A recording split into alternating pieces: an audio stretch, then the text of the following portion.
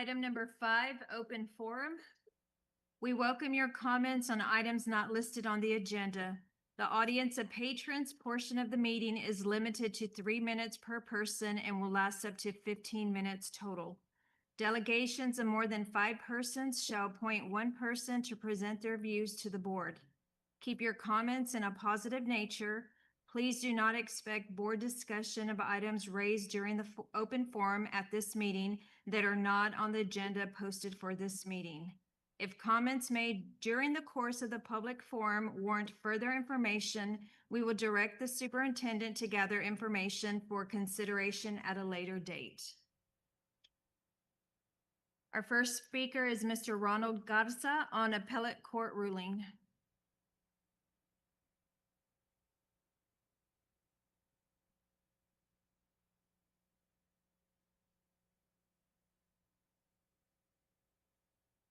Good afternoon, Ms. Colas, school board members. I think we're all aware of the most recent ruling by the appellate court regarding the lawsuit involving UCISD in Uvalde County with regards to the school district and the county handing over all video coverage, all emails, notes, etc., to the media. I consider this a victory. This is just my opinion for the families, for the parents of those beautiful children and those 2 wonderful teachers. For too long, these parents and families have been kept in the dark. And for too long, the district attorney's office continues to have her go-to line as, we can't talk about this, we can't show this, because it's going to compromise the criminal case pending here at our 38th Judicial Court District. I am one of 4 Uvalde County commissioners, and I'm not here by no means speaking on behalf of Commissioners Court, but I know where I stand on this matter. For too long, this has been going on. These attorneys representing UCISD and Uvalde County ultimately work for the taxpayers. And the more this goes on, the more expense the taxpayers are incurring. So I'm pleading with the board here tonight to drop the appeal. Hand over video coverage, hand it over. And again, I'm not speaking here for Commissioners Court, but I'm doing all I can to follow suit. So thank you for your time. God bless you. Have a good rest of the evening. Thanks, certainly.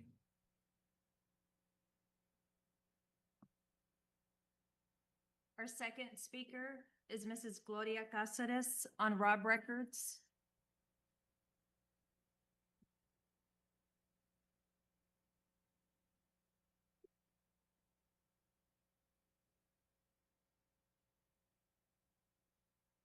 Hi. My name is Gloria Cáceres, Jackie's mom. I'm here today to say that I fully support the release of UCISD records from May 24th.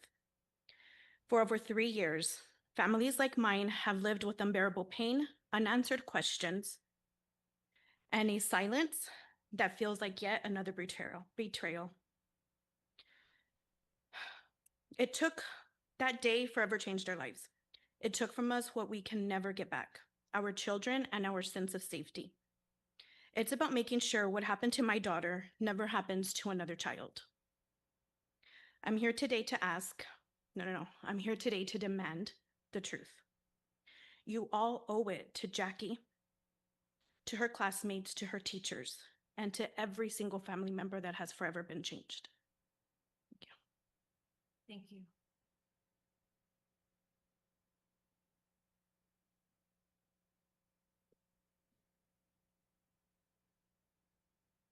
Our next speaker is Simon Ortiz, agenda item 7C.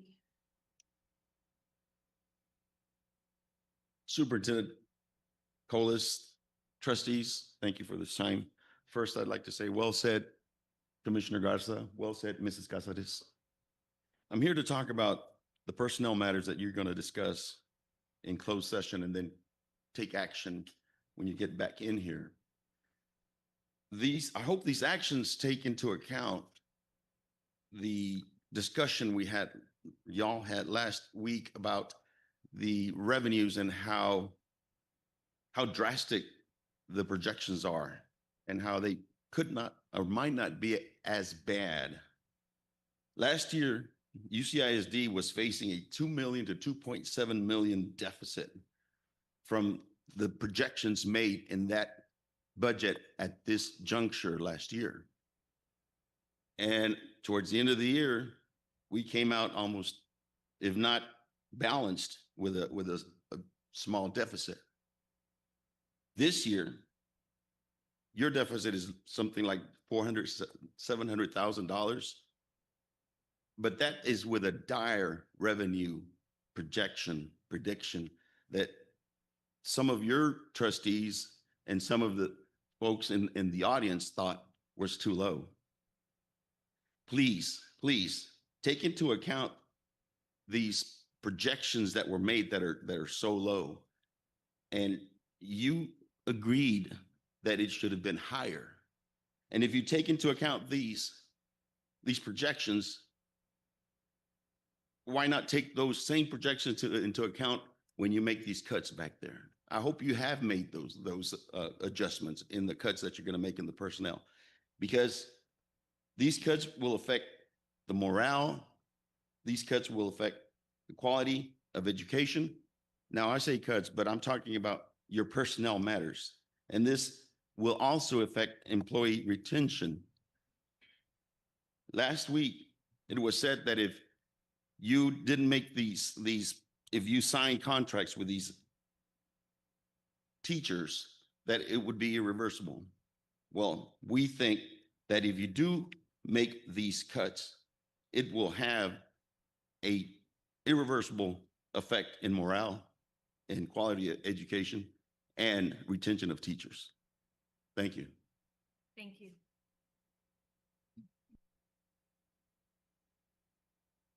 Our next speaker is Mrs. Berlinda Ariola. Discussion on Robb records.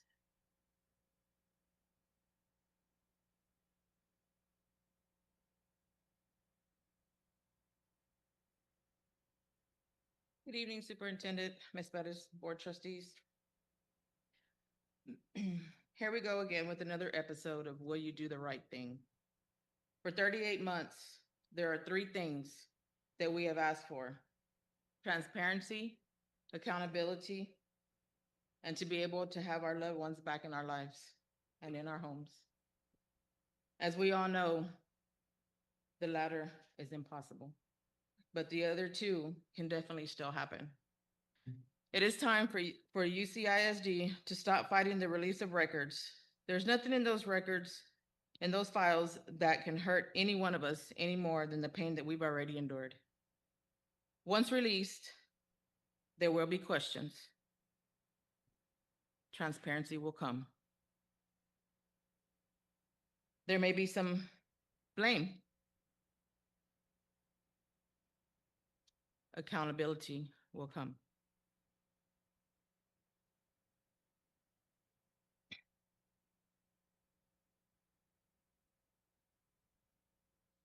I'm here to ask that you do not drag this out any longer, and that you not file another appeal, and let's get this out on the table, get it out in the open. Because let's face it, if it were your child or your grandchild, you would want to know the truth about everything. Trust starts with you.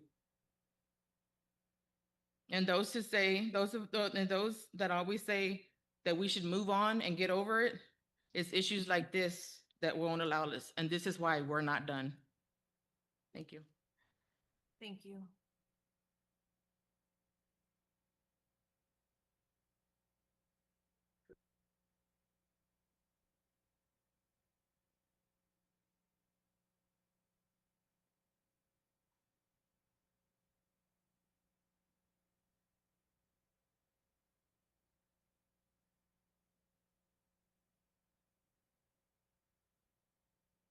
Item agenda number 6, a closed session. A closed session will be held under provisions of Texas Government Code, Chapter 551.071 and 551.074. A, pursuant to Texas Government Code 551.071, attorney consultation regarding prior litigation, DOJ, Midelis versus UCISD civil action, DR-77 CA-20 consent decree compliance. Item agenda B, pursuant to section 55.071 of the Texas Government Code, consultation with the district's attorney concerning legal issues related to pending litigation in the matter styled Texas Tribune et al. Versus Uvalde Consolidated Independent School District et al. Case number 2022-08-34516-CB in the 38th Judicial District of Texas, Uvalde County, Texas, on appeal in the 4th Court of Appeals in the state of Texas. Item agenda C, deliberation concerning approval of personnel employments, assignments, suspensions, and terminations. The time now is 6:38. The time now is 7:28. Item B, consider and take possible action regarding pending litigation in the matter styled Texas Tribune et al. Versus Uvalde Consolidated Independent School District et al. Case number 2022-08-34516-CB in the 38th Judicial District of Texas, Uvalde County, Texas, on appeal in the 4th Court of Appeals in the state of Texas.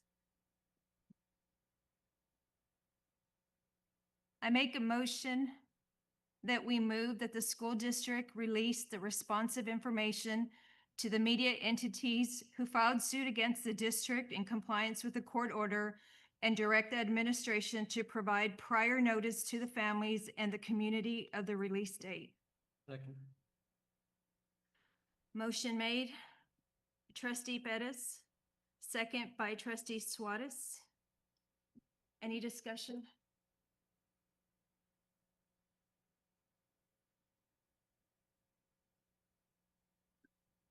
There's nothing I can say or we can say that can go fix anything of this, but I do hope that we can at least open that door where we can start that building of trust again, having that transparency. And you have a committed board up here, and we're trying to do the right thing, and this is the step in that right direction where we need to get back on track where the community can trust us and we can get back to where we used to be.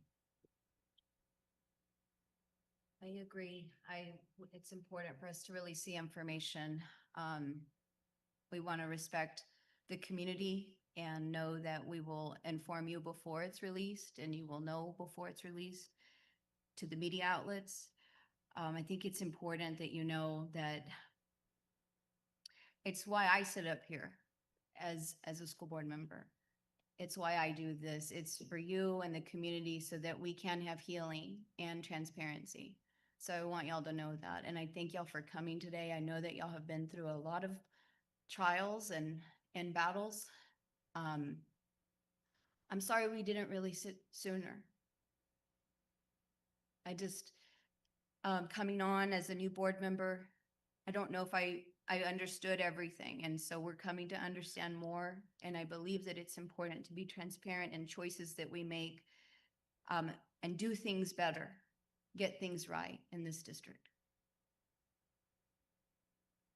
Thank you for being here. And yes, I do agree that we should release this information, be transparent, and then start gaining the trust from the public. And I ask of you if you see anything wrong with the district, point it out. Because if we don't hear about it, some of us don't know about it. Because we're not can be at every campus, and of course, you can always reach out to communication is one of the most important things that will make this district successful. You know, we communicate with the teachers, the principals, the board members, the superintendent. You know, don't wait until it's too late. And I'm sorry that it took this long to release that information. Thank you. In preparing for today, I took a lot of things into consideration. Am I creating or causing more harm than good? And that wait a lot. There's another aspect of that, and that is the money aspect, right? I mean, you spend money. That's not as important, obviously. But it always went back to the question, am I creating more harm than good? And I knew that I couldn't do this on my own. I had to reach out to people, and I reached out to many people. A lot of the families, they opened up to me. A lot of the survivors opened up to me. Teachers opened up. Just people that I would run into. Of course, I never divulged any information that was in these documents, and it was a lot of documents. And reading them will take you right back to that day. And I'm sorry that you're going to have to go through that one day, but I'm also hopeful that some of the questions that you have, that you're going to get some of the answers. Will it answer everything? No. Will it give you closure? I don't think anything ever will give you that type of closure. Will it hopefully make you heal or allow you to heal? I pray that it does. It's been weighing, and like Jackie said, for a whole year, did I make the right decision on my initial appeal? I can look back, and it's always easy to look back and say, we should could have done things differently. But we are here today, and the outcome is favorable. I asked several moms, parents, grandmas, one teacher that I'll share with you, when I asked her, and I didn't know who she was. I just happened to be working at her house, and I asked her, and she turned and she looked at the wall, and she took me right back to May 24th. And I could see her eyes looking at the wall. And she described where she was, everything in detail. And then she came right back to me. And I asked her, I go, what is it that you want me to do? And she says, I want you to release it. And I go, why is that? And she tells me, it's because you asked me to trust you as a school district. You sit on that board, all y'all sit on that board, and you ask me, but if you hide and you hold this information, how can I ever trust you? And it all made all the sense. I asked, there's just so many quotes, and I don't want to read them all because it's painful to hear it. A lot of them, I would hang up with y'all, and like any human would, you cry, what can you do? One person told me, you can't give me my child back. The least that you can do is give me this information. One person said, the longer that you hold on to this information, you're killing me. You're torturing me. And the stories are like that. The survivors, the same thing. I don't know what to do and what to say except for hold you, hug you, and tell you that I love you, because you will have to live with this for the rest of your life. The nightmare, it never ends. Those that lost somebody, I know there's a vacancy. I know Christmas is not the same anymore. Thanksgiving doesn't exist. You go to the river, you miss them. What I can do is try to make things right. What I can do is apologize to you and tell you that I'm sorry. I'm sorry that it took so long. I'm sorry that we failed you.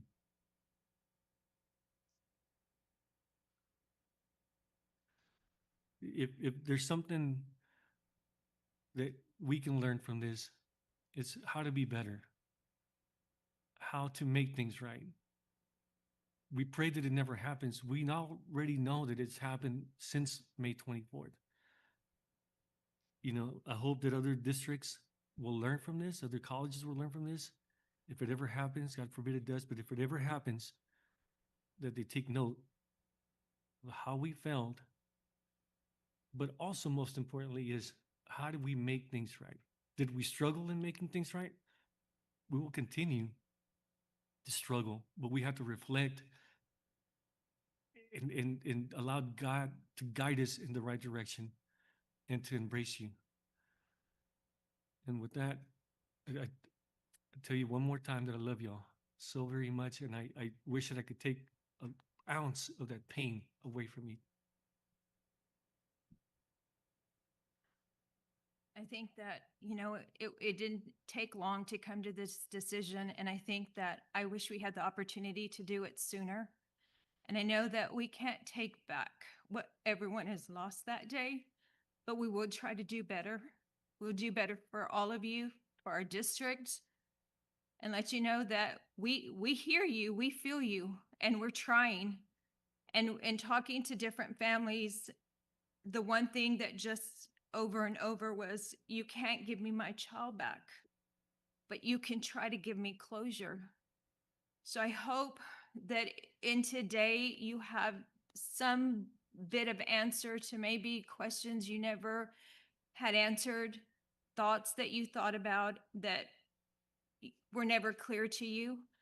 I just know that in releasing this, we are not, the hope is that it doesn't hurt you any more than it already has, right? But I believe that you should have this information. I believe it belongs to you.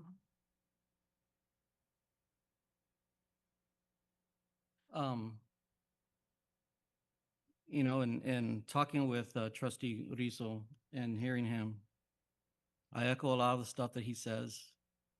I look at all of you, all the families there. Prior to May 24th, we're all friends. We all talked. We all laughed together. This is something that doesn't come with a handbook, doesn't come with a step-by-step procedure on what to do.